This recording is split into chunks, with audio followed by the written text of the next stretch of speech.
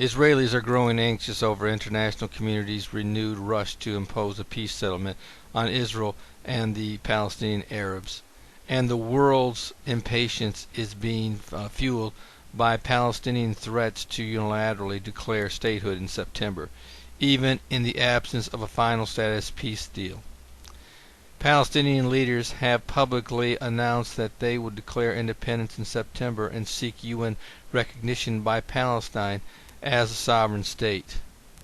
The admission of Palestine as a member of the United Nations has become an inevitable reality in September next, Israel Arab lawmaker Hamad Tibi told Palestinian Authority reporters on Tuesday.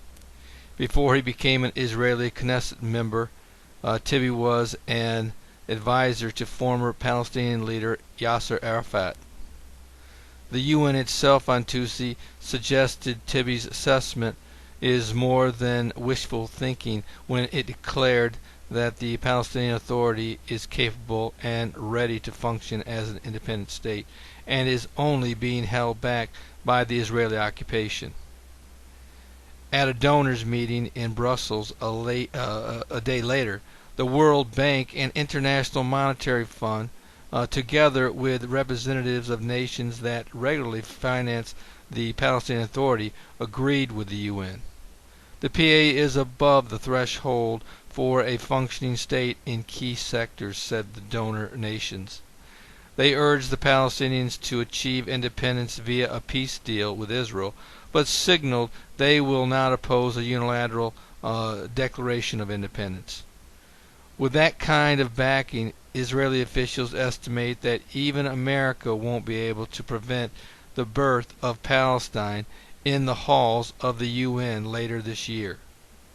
U.S. President Barack Obama wants a Palestinian state, and although the U.S. is not interested in a unilateral declaration, it would be hard for it to stand alone in the General Assembly and vote against it, an Israeli official told Israel's Ynet News portal.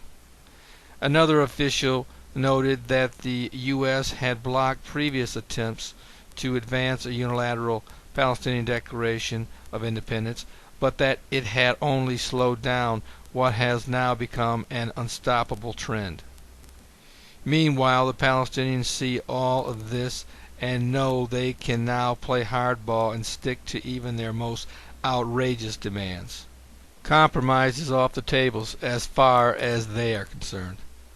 The Obama administration has started to realize the situation in the Middle East is dangerous, Palestinian spokesman Nabal Abu Rodaniah told Reuters.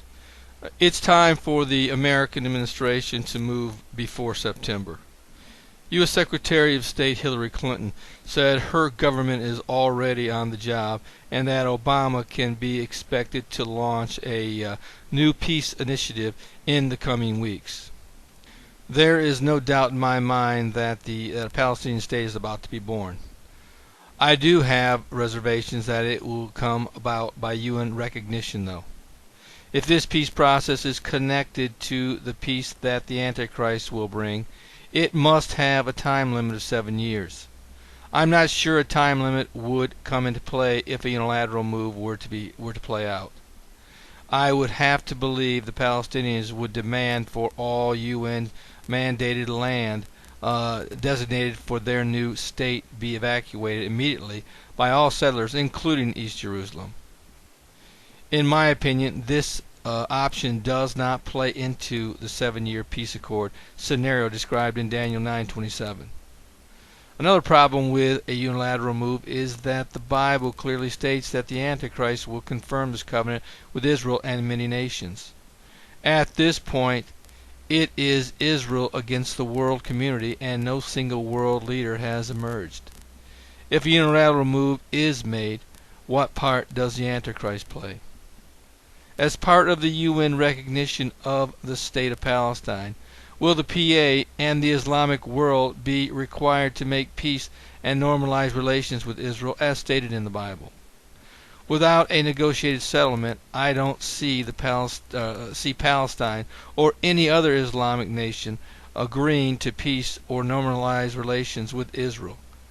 Why would they? if their goal can be achieved without such an agreement. If Israel is merely forced from the West Bank along pre-1967 borders with no recognized 7-year peace accord attached, this is not the peace the Antichrist will bring. I believe the 7-year time frame will play a prominent role in the coming peace process. It is likely this time period will be the amount of time Israel will be given to transition all West Bank land to the new state of Palestine. My guess is the relinquishing of East Jerusalem as Palestine's capital will come toward the end of the 7-year accord. What if it turns out to be just another Palestinian land grab, much like the 2005 Gaza Strip evacuation? Under this scenario, I would expect either the Psalm 83 war, the Battle of Gog and Magog, or both to break out shortly after Israel pulls out of the West Bank. I suspect once Israel gives up the West Bank, the Islamic world will believe they are finally in the most favorable position to overwhelm Israel. However, we know from Scripture this Islamic attack will turn out to be a disaster. If this is the case, it is following this Middle East war that the Antichrist could come on the scene and bring peace and guarantee Israeli security. Certainly at this point, no one knows what direction the peace process will take. But as we draw closer to September, I look for prophetic events to unfold in ways we have never seen. This is Terry Malone with the Calvary Prophecy Report.